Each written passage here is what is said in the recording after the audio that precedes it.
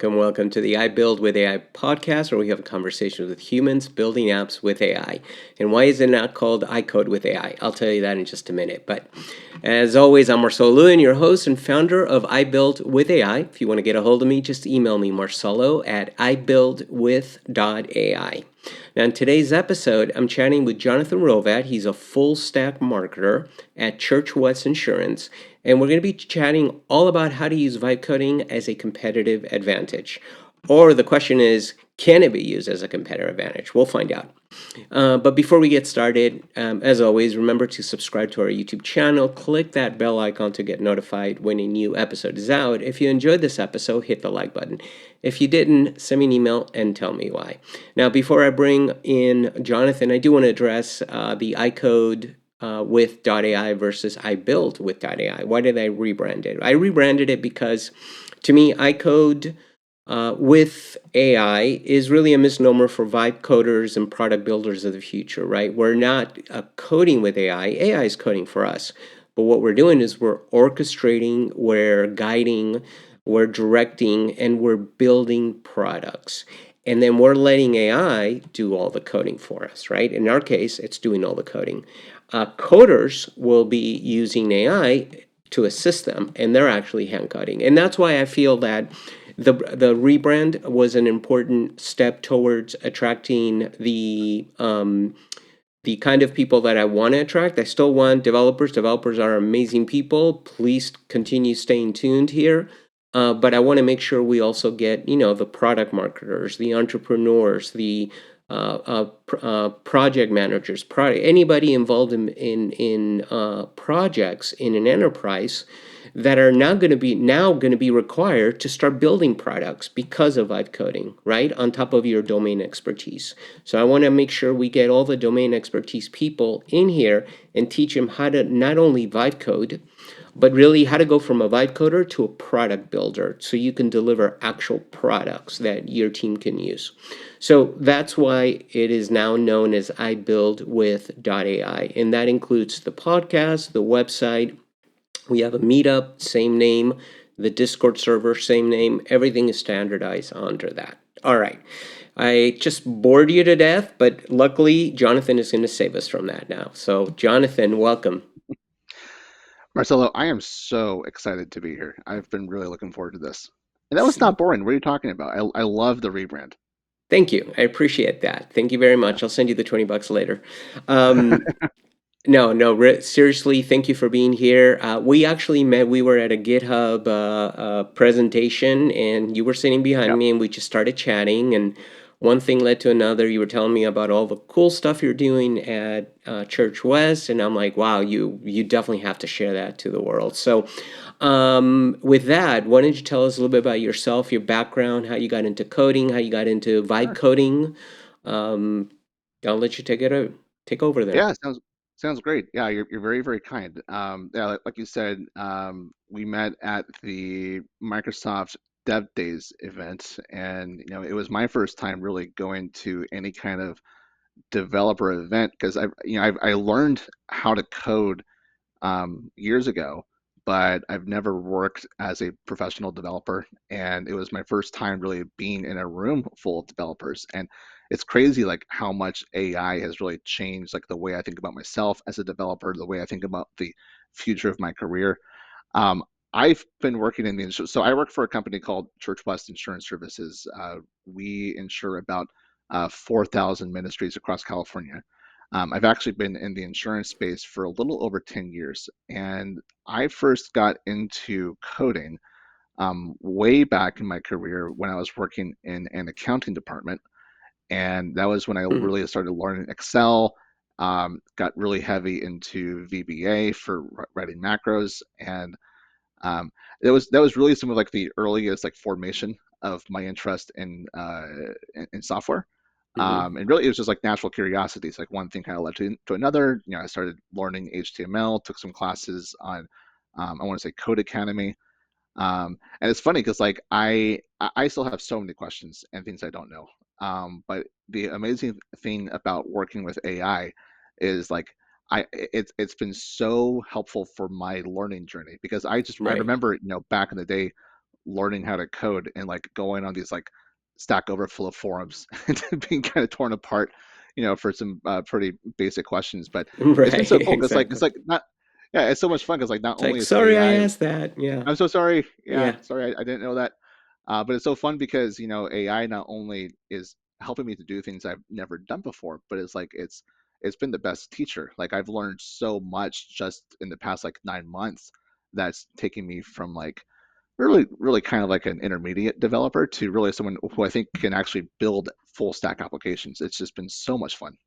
yeah. I want to say two things to what you said, which is amazing. First of all, you learning VBA, to me, that was the first time that software industry was trying to empower users, not Yeah. developers, right, into being able to automate some of their stuff. That's why VBA came along, right? VB for application. So it empowered non-developers to start, of Mhm. course you had to be more technical, but at the same time, you didn't have to run to the developer, hey, can you automate this for me? You could now do it on your own. And I see a lot of parallels with what's happening with vibe coding. I'd love to get your take on that. It's funny that you say that because I haven't really thought of it that way, but I think back to like building these automations inside Excel.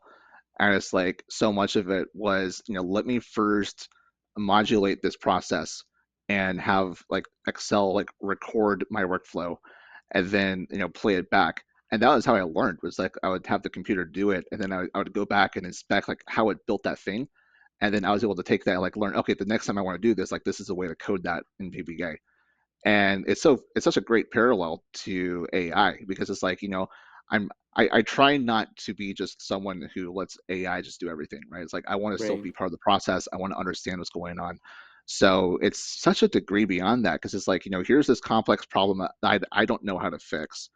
And when AI is able to solve it, it's incredible to also like have time after the solution is in place to go back and say, hey, ChatGPT or Copilot, like how did you do that? Like walk me through like what the solution is here so that I actually understand it. Yeah, definitely. And the other part about you starting in accounting, I started in accounting and switched to development as well. I didn't see a future for me in accounting, and I've spoken about that many times. But God bless all accountants. Thank you for taking care of my money, but yeah, I couldn't do it. So most definitely, and I think I'm seeing the comments, and Mark Warwick is also saying the same thing. He started as a in accounting and went into development, so I think that's a path for a lot of people that did that. It's fun.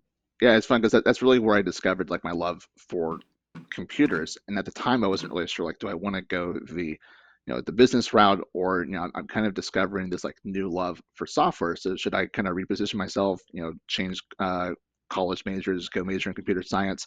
At the time, I was pretty far into just my general business degree, but at some point along my journey, like I really started focusing more on marketing because for me like marketing more and more, especially like when I took courses from like Google, HubSpot, Salesforce, I was like, oh, this really is like the part of business where like business context and software really intersects, a lot.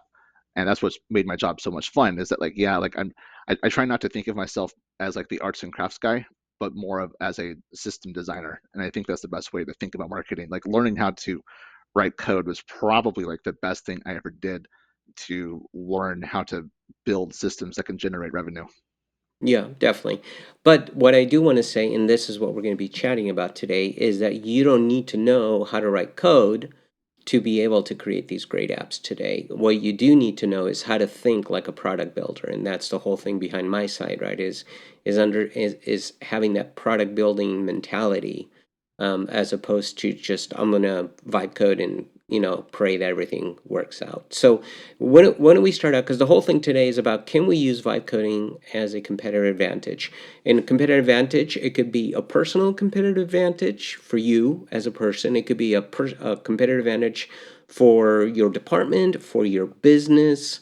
If you're a small business, if you're a large enterprise, right? So why don't we set the bar here first of all and explain real quick, like 30-second overview of what you consider to be vibe coding, because the original intent was like just let AI do whatever it wants to do. But what do you consider vibe coding? Yeah, I think that the simplest way to think of vibe coding is I'm allowing AI to write software. If you're at all familiar with the term prompt engineering, vibe coding really is like the science of prompt engineering applied to the development cycle. So not just asking ChatGPT, hey, what would be some good copy to have on this section of my homepage, but actually working with something like Copilot or Claude and saying, hey, take this inspiration or whatever other context I'm putting into this prompt, and then allowing the AI to build something that's going to work. I think that's the simplest way to understand it. So, what do you see as the biggest misconception in companies with vibe coding? Or yeah, I'll just ask that. Yeah, yeah, no, it's a good question. I think the biggest misconception right now is it can still feel. I mean, people hear the word coding. Well, Mm, two things. One, they hear vibe and they hear coding. And I think on one hand, coding just itself can be so intimidating for people. And then the word vibe, like I'm still not crazy about the word vibe coding because I feel like right. it it kind of downplays a little bit of what you're doing, and it can kind of feel like not a very serious discipline, like going with the vibes. So I hope I think the term is still catching on, but like the thing that businesses need to understand is that software development has been completely democratized as a result of these coding agents in a way like never before.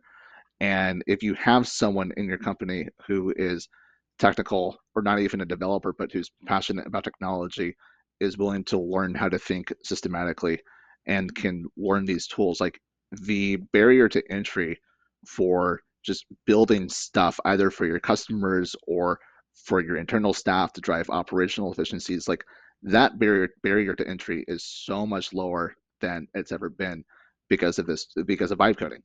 And I really believe that, vibe coders are probably going to be some of the most important leaders in business over the next 15 to 20 years because they're really the ones who are pioneering to say, hey, we know that AI is here. We know that AI has value despite what everyone says about the bubble.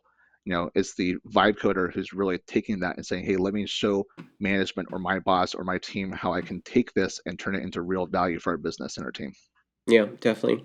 So a couple of comments on that and a question. To me, vibe coding is sort of the technique of coding or having AI code for you. So for me, a product builder uses vibe coding as its method of creating apps, right? So it lets AI do its thing. So the reason I say that is because who do you see as product builders in the future in a company? I mean, obviously you're becoming, or you are now a Yeah. product builder, but that wasn't your main thing, right? It's funny because on one hand you do have to wonder at how smart are these models going to get eventually, right? Like what I consider to be like inadequate today, I don't know, maybe after 5 to 7 years of these models getting smarter and smarter, maybe that barrier to entry will get so low that there's really not going to be much of a difference. I think that as of right now, I still think that there is value to treating, whether it's traditional programming or vibe coding, to really treat it as its own craft, right? And something to be honed. And I feel like the difference between, to really cross that chasm and become like a vibe builder versus a vibe coder is to really master the fundamentals, like get curious, like you don't have to spend 5 years in software development to learn how to do this, but to really hone it in as a true personal advantage for your career. I would say master those fundamentals that are going to take you from prototyping on your desk to actually something in real production. Yeah. So domain experts, would you Yeah. consider to be the next generation of what I mean by domain experts? People like you, they're marketers, they have an expertise in a particular domain. Their main job isn't coding or building, it's whatever it is, right? And then on top of that, do you see a future where a business like yours, where you're working at, they're going to require, I don't know if everybody, but a lot of people that they hire to also have vibe building. I like that actually. Vibe building and coding techniques or skills. Oh, absolutely. Yeah, I mean, I think that gosh, the way that I see all this going is that I really feel that the manager of the future has to learn to think more like an engineer. And the engineer of the future is also learning to think more like a manager. And I'll kind of expand on what I mean by that. Like the way for any kind of AI, the basis for any AI initiative ultimately comes down to taking the context of the business and turning that into some type of machine logic, right, or software logic. The what you say, it's the domain expert. The domain experts are the ones best positioned to do that because they're the ones who actually understand the problems that we are trying to solve with software.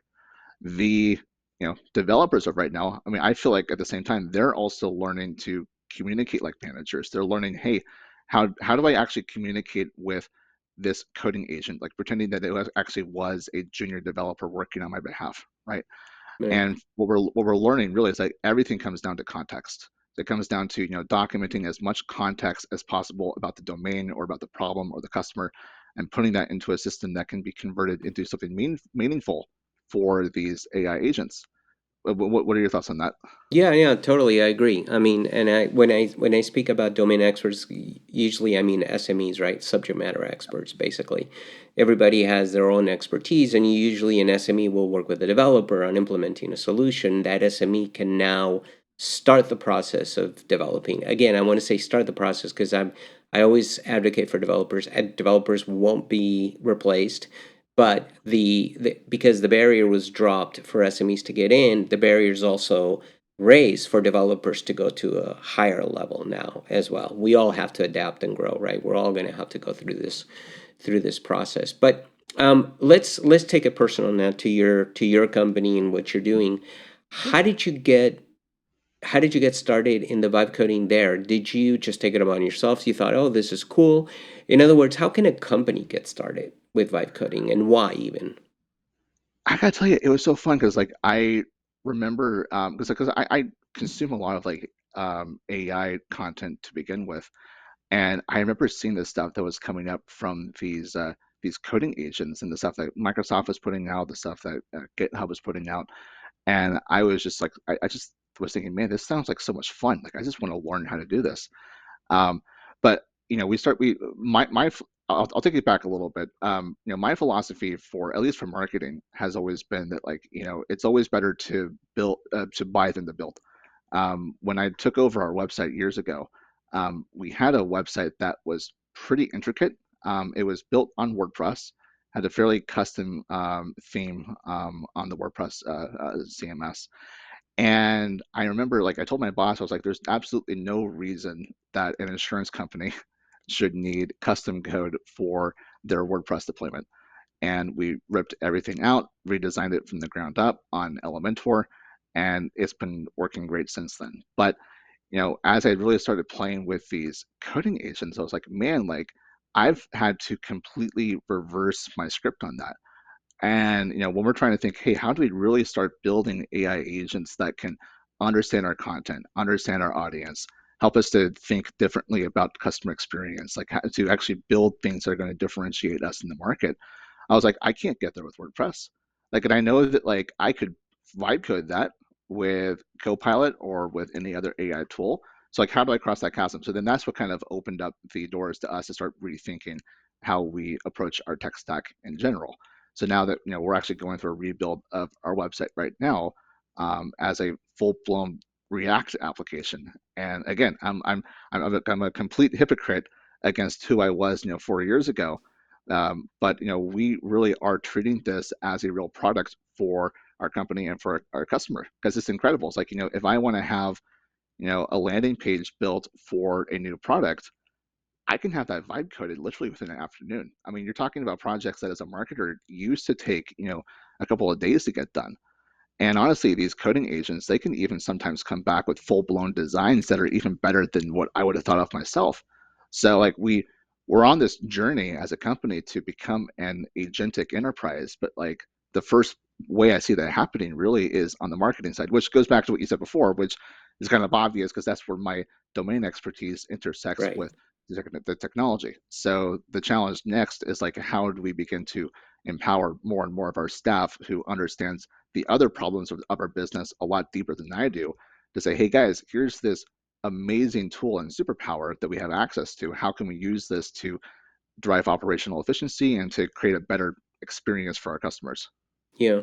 Well, I think what you said, which is really interesting, and I went through that as well, is that I think you're not tied to a system anymore. Now you have full control over it, right? By getting out of WordPress and basically doing it completely yourself, you have full control over the entire aspect of it. You're not tied to templates. You're not tied to, oh no, you can't do this in that system, whatever that system may be, right? I went through the same place with my website before I started. I built with AI. I code with AI. On the Yeah. whole thing was all in Wix, and I thought, well, if I'm vibe coding, this doesn't make sense, and I had to pay them. But then they were also limited with the blog as what you could do, and so you wanted extra things, you had to pay for it. So that's one competitive advantage right there, right? It's the freedom to really experiment and implement whatever you want as opposed to being tied to a vendor. The other one is cost as well. I mean, it could potentially go up depending on what you're doing, but you're not tied to a particular vendor, right? Now you're creating something that is more standard that you can expand and maintain and have other people work on. Oh, absolutely.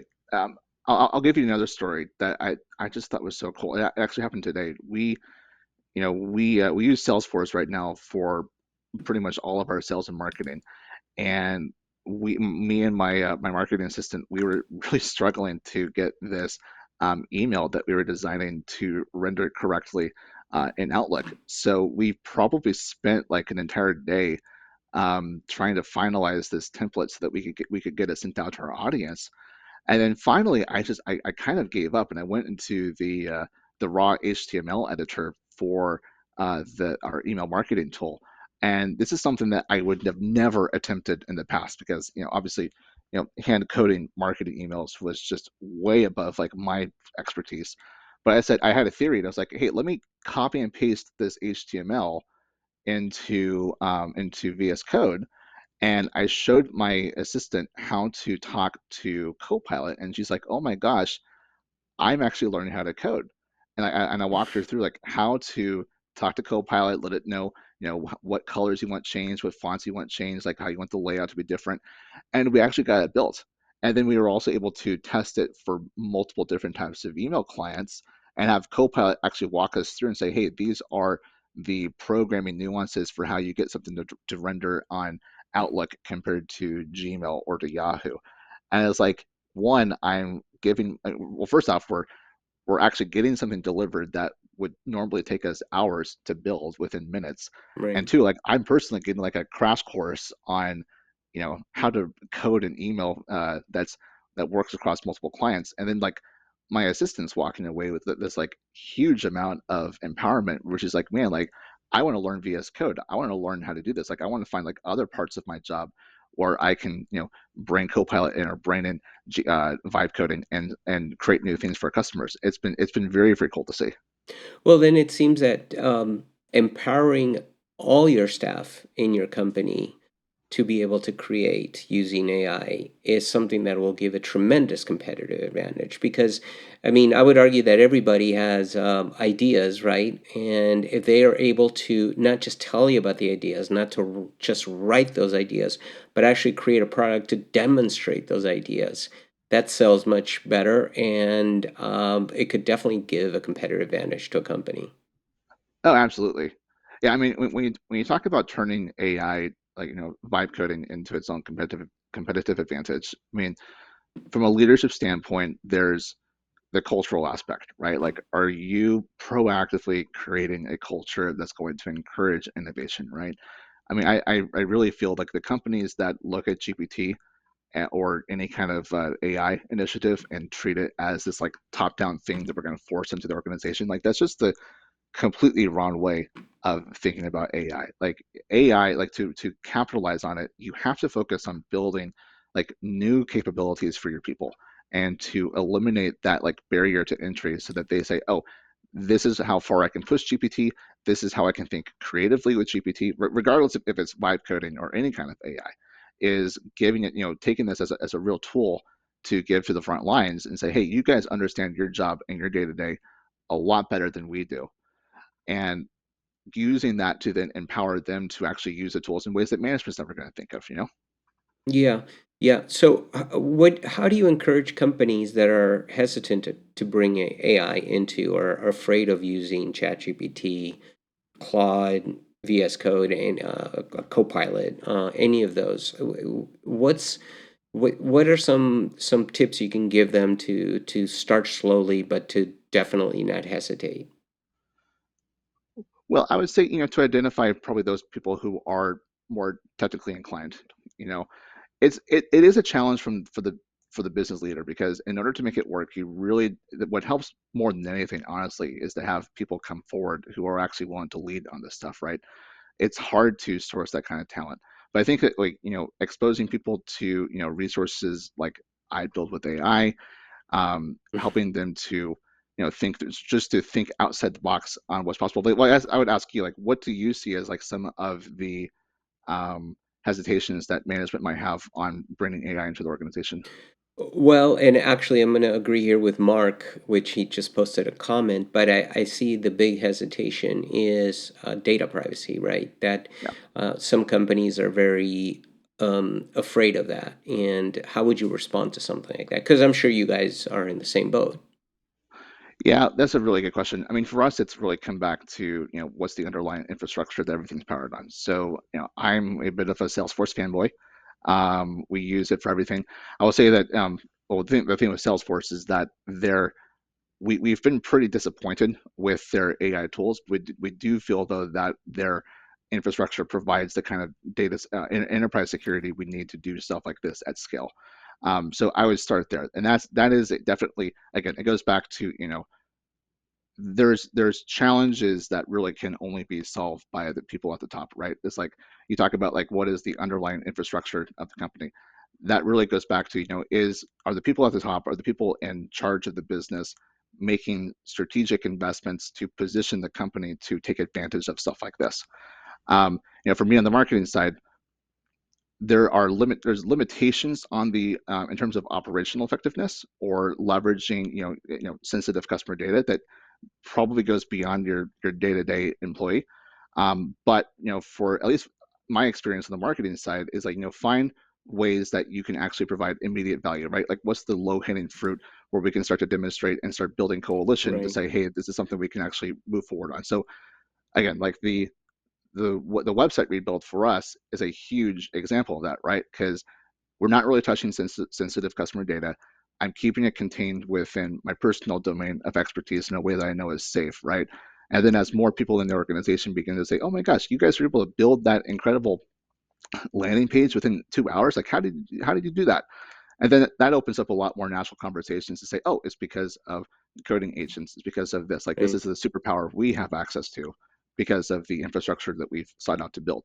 So, and that's really been, honestly, I get a lot of, I love what I do, but, like, a lot of the, um, advantages I've had for this journey is because I've been blessed with, leadership and with management that wants to be forward thinking on this stuff and is willing to invest in me, invest in infrastructure, invest in ways that are going to future proof us to make these, changes with our organization.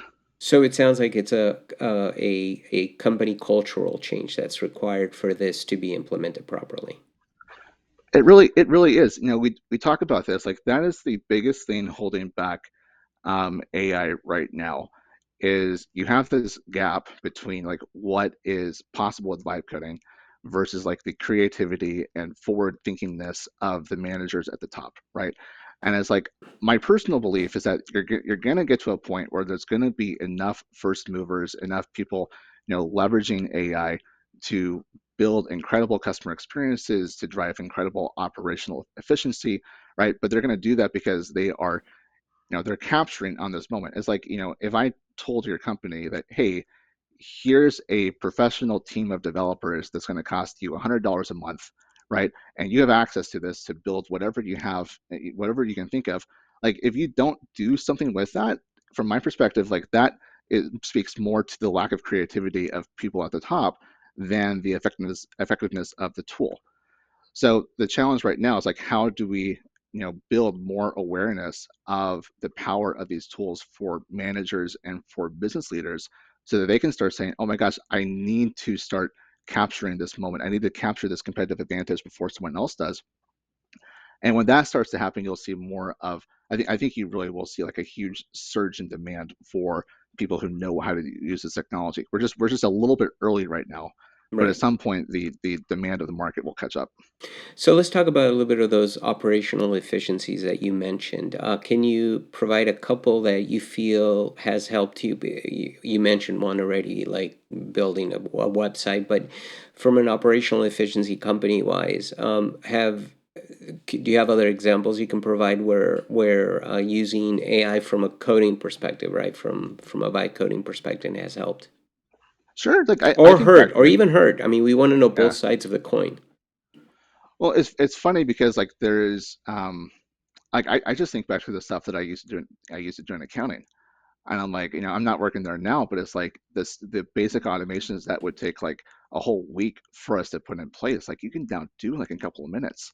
It's incredible.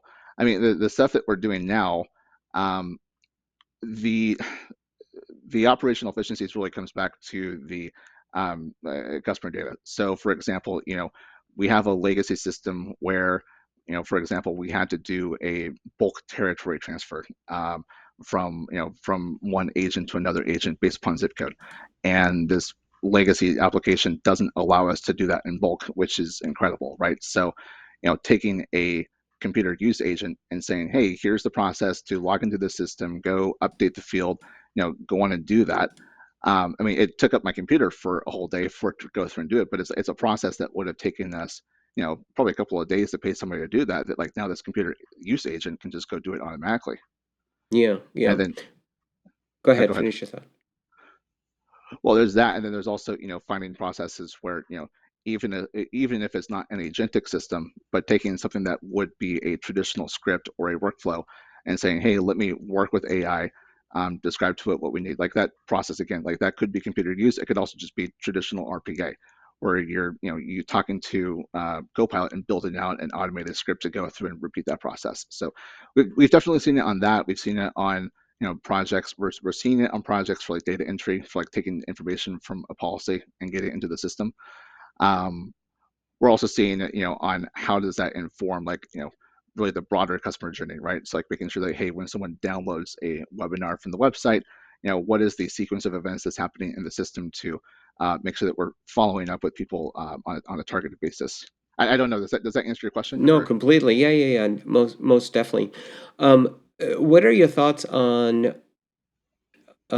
AI helping us be more cross-functional? Because, like you mentioned, an engineer will have to think like a product manager, and a product manager will have to think like an engineer. So, do you think that's going to improve the communication across departments and make us more, or do you think it's going to actually have the opposite effect of that? No, no, I can't see how it would have the opposite effect. I think on the one hand, you can become a generalist on pretty much any topic you want now through the use of GPT. I mean, that's not even vibe coding, right? That's just saying, hey, I want to learn everything I need to know about the early history of the Roman Republic. So ChatGPT, please write me a deep research report on that, so like I can learn and learn this new subject. I do that all the time, even for the especially for like when I'm encountering like a new development framework or something that like a new piece of software that I'm not very familiar with. But it's incredible because like what I'm seeing with just agentic AI in general is everything comes back to business context. And it's funny because like for a lot of organizations, like that has always been one of the biggest struggles is how do you take, this like general this invisible knowledge that your team has in their heads, and how do you document that in a way that's either a repeatable process or an SOP or something that's accessible to the firm, how does that become a real artifact for the business, right? And we're seeing that as such a important conversation like right now, because if you want to leverage AI agents, again, it comes back to context, and it comes back to how disciplined has your organization been about capturing information in a way that's consumable by AI, but also consumable across different departments. And I feel like that's really the challenge right now. Again, it's going back to this idea that like the manager has to think like an engineer, and the manager has to be thinking, okay, am I, are we building a system that allows our organization to become kind of like a self-learning machine, where every single insight, every single piece of expertise isn't limited to just my employee, but it's actually being brought into this broader ecosystem that can be shared across the team, but also shared with these AI agents.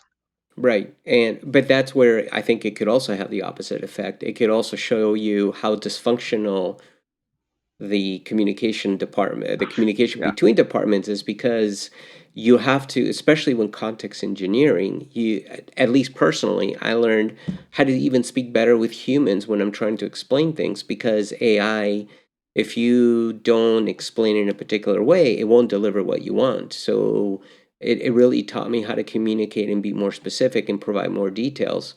Do you feel similar to that with companies or? I do. It's funny because I hired my first ever marketing assistant, actually two assistants, 3 weeks ago, and it's funny because like I'm seeing like how the skills I've developed from vibe coding and like breaking down problems and giving it to an agent for it to go solve that, like how transferable that's been to me as a manager, because it's like, Right. like I hate, what I hate the most is when I'm the bottleneck for my employee, because they say, hey, I don't really understand the deliverable, I don't really understand what you're looking for, or I don't have enough work that's been predefined. I mean, honestly, this has been the first time that I've really been diving into Agile, which is funny enough, like Mm-hmm. another skill I think companies should be learning as they get into this. But it's like, my role as the manager, not only to, define the work for these AI agents, but also my role to define work correctly for my team. And it's like, it's incredible. Like, if you can, the better you can communicate with your AI agent and help it to get what you want, you become so much more self-aware about the kinds of instructions and guidance you're giving to your real team. And that's both a competitive advantage to you personally and also to your company, because you're improving communications across the company itself to be able to Oh, deliver what you want. yeah. I mean, everything comes down to execution, right? Yeah. I mean, these tools are so cheap. I mean, come on, like and I think GitHub Pro Plus costs like $40 a month, and essentially for the cost of that, you're getting access to like a full-time, at least junior developer that never sleeps, never takes a break, is always available to do stuff for you. So it's like the accessibility, like anyone can use this technology, like, and your competitors can use this technology too, right? So like, Right. if you're asking, it's like, where does the competitive advantage come from? Like Yeah, where's that the comes, mode for you yeah, for where's the you? note? Well, it's the execution, right? It's like it's the infrastructure. It's how you lead your team. It's how you actually take stuff from idea, not just to a prototype, but actually get it into production as an organization. I feel like a lot of that falls back on formalizing your project management, but a lot of it is just, it comes back to, are you actually able to execute and deliver on this fantastic technology? Yeah. Well, there was a time where every company was a media company, or was told you have to be a media company, right? Because it's all about the content. Now, every company seems to have the ability to create software now, pretty much with these AI coding agents. So, can we safely say that every company, like an insurance company like yours, is now a software company, or should become a software company in the sense that they need to start building stuff? I love that so much. Like, yeah, absolutely. I mean, as a marketer, it's like I think back to like the early 2000s, like really when inbound marketing really took off as a result of like the modern internet. And like you look at like, what you're building over here. I mean, you are essentially building a media company. Like what we're doing right now is media work. And I'll tell you, like for our company, like that has been like such a huge source of our competitive advantage, is the work that we put into creating content, into creating webinars, into, creating podcasts. Like that we've just had to learn it, and like everyone else has had to learn that. And it's so much fun right now because, like, again, everyone has access to this new superpower, which is vibe coding, and the ability to bring literally any idea you have as a business can now pretty much be brought into production relatively quickly, like a lot quicker and a lot cheaper than ever before. So the question comes down to, like, yes, I believe that you need to become, every company needs to be a software company, and every company needs to be thinking through, like, hey, where are the, like again, what is my competitor doing right now that I can copy and paste for my business, or what am I seeing across other industries and ways that other companies that aren't even in the same vertical as me that are solving, and how can I use vibe coding and these techniques to capture capture these ideas and bring it into production for my own company. But now you said that we're building faster than ever, which is fantastic. But there's a danger in that too, right? That we end up delivering potentially a lot more apps that are just bad apps, potentially, right? Yeah. When we lower the barrier, that's where we need to educate people into creating apps. So where's that balance? And how do you also, because there's a couple of things you said that I know some people are going to be hearing, especially developers, and we go, see, they want to replace us because the built-in team of developers for $40 a month, right? Where there's a reality that a senior developer is not going to be like Claude Yeah. Code. I mean, maybe Yeah. one day it'll get there, but right now we're not there.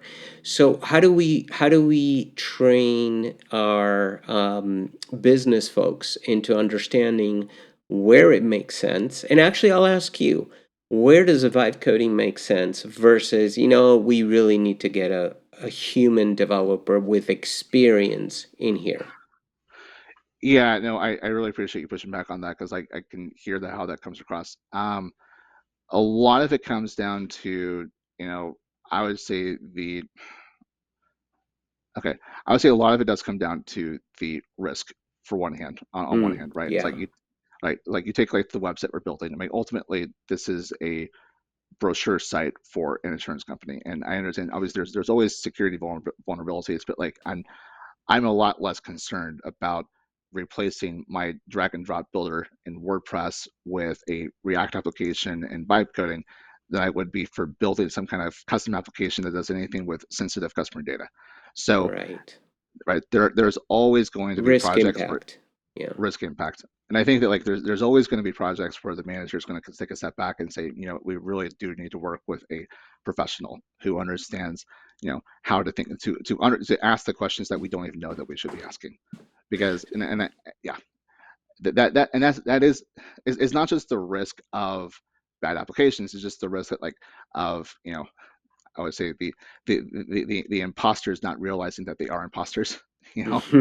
Um, which and I know that in the business side, we can be guilty of that. But what I'm my hope for the future is that we will see a lot more independent coding agencies. I hope that like as more businesses begin to realize that hey, that we do want to capture custom development.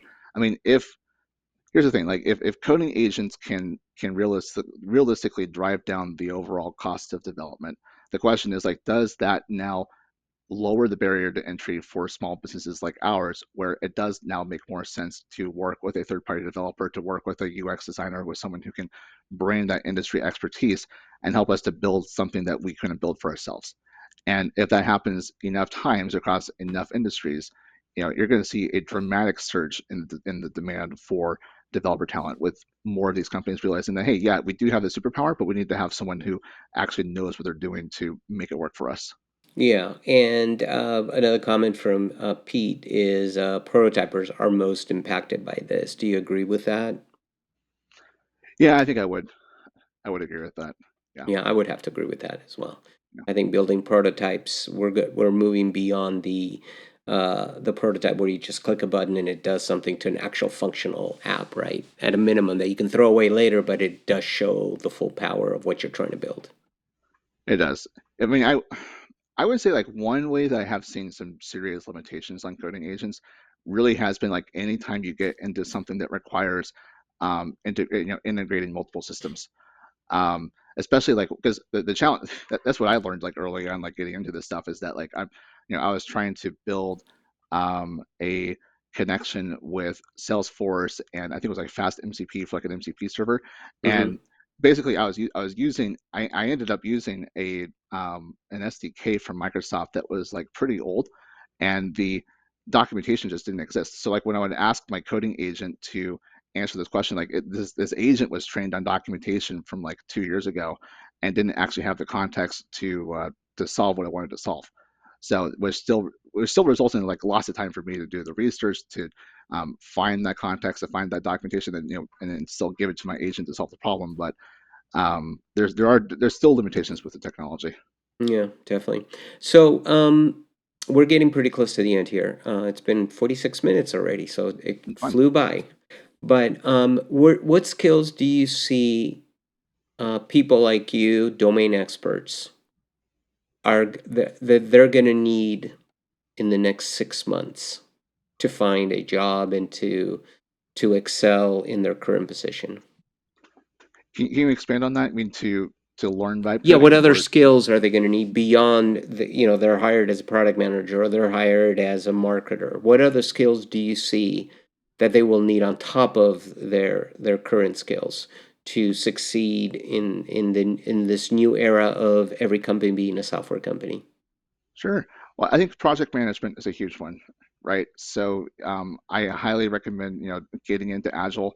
That's what and I'll say this is my first time ever like learning how to do it, but it has been a really big help for my team to clarify our backlog, to start thinking proactively about like what are our to actually build a real roadmap for our organization, just like any software company would.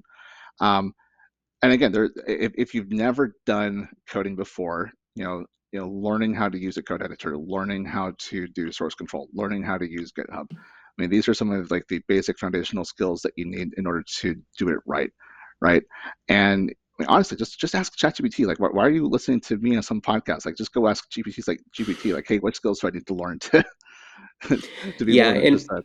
Yeah, I love what you said about that you learn because I find the same thing that as the more I vibe code, the more I learned. I'm exposed to so many different technologies that back in the day when I was developing, when I was a real developer, quote unquote, in hand coding, I would be stuck on one technology, right? Because you couldn't know everything. Now I'm developing and creating apps in 100 different technologies, but it's also exposing my mind to those technologies. So, can I hand code all of those? No, I can't. But at a high level, I start understanding them. So yeah, did you absolutely. find the same thing on your end? Yeah, no, it's just the rapid exposure. I mean, Rapid I exposure, yeah. remember, yeah, I mean, I remember when I was exploring the idea of like migrating away from WordPress, I was like, I just talked to GPT and say, hey, like I've heard about all these different frameworks and JavaScript frameworks. Like, which one do you think would make the most sense for our organization? And then like one thing led to another, and like GPT is the one guiding me through to say, oh, hey, you should check out Astro. And I was like, well, what's Astro? And then like I'm doing additional like research beyond that to like watch some YouTube videos and understand like what it means to like convert like a React component into a static HTML page. And I was Right. like, oh, this is incredible. And then like all the pieces started to kind of fit together. And then it's like learning like, hey, what's the difference between like a headful CMS and a headless CMS by bringing in contentful for the background. Like I never knew that. Like I don't know that.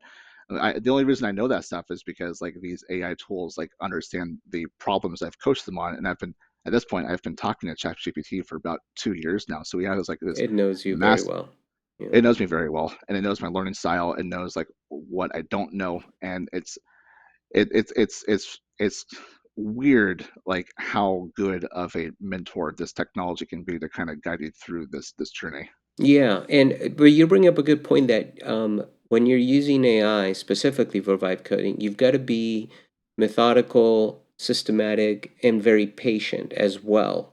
Because I think, and that's the other thing I wanted to mention. You mentioned that, I built this landing page in 2 hours or whatever it was that you said. But the reality is that it took longer than that because you But built a site that it knows about. And the reason it built the landing page and just one more landing page on that site is because it had all the context and the systematic approach that you use to build the site to then build upon. It's kind of like a human that already built your site will know how to add one more page to it, right? no, I mean you're totally right about that. I mean that's been one of the things that we've really tried to be purposeful with this rebuild, is saying like, hey, if we're gonna have these AI agents actually building stuff for us on our site, then like they need to know like what looks like Church West.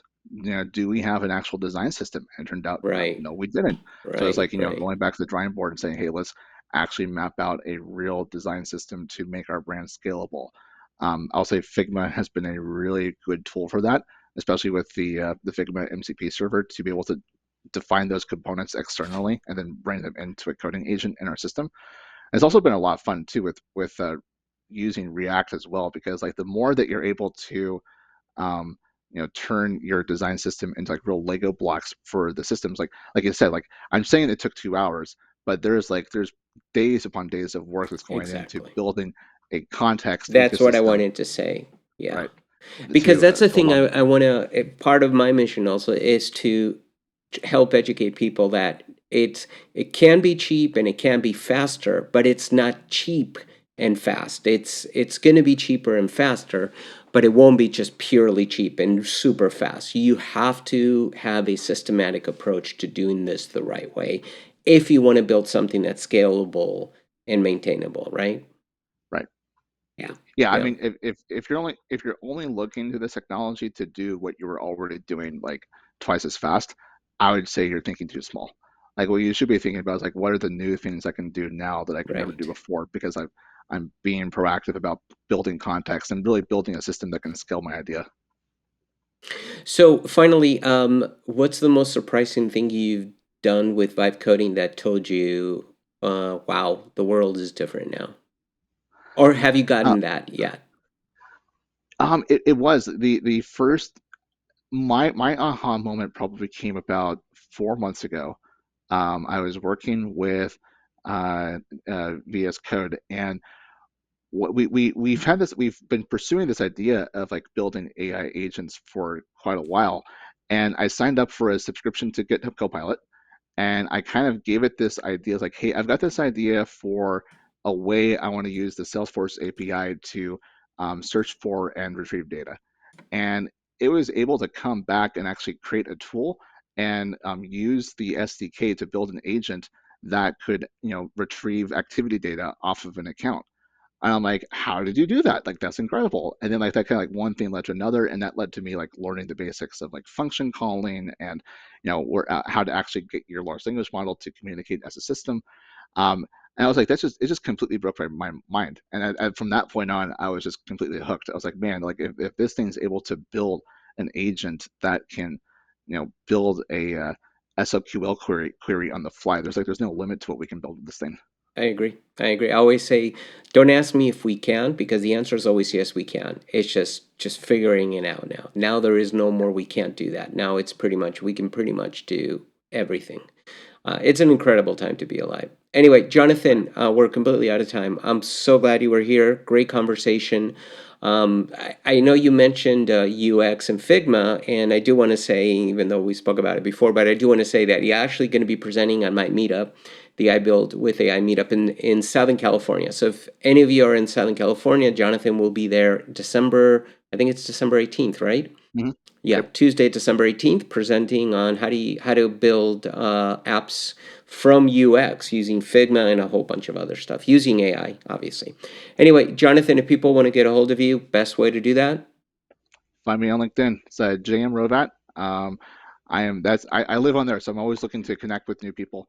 So if you want to do that, just feel free to send me an invitation request. And Marcelo, thank you so much for the opportunity to be here, and for really being a leader in this space to Well, thank you. help people start thinking differently and have a little bit less intimidation about working with this stuff. So it's very, very cool what you're doing.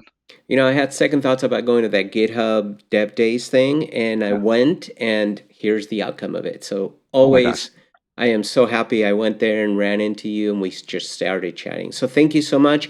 Did you want to give your shout out to your mom? I know you said your mom was going to be watching. Hi, Mom. How you doing?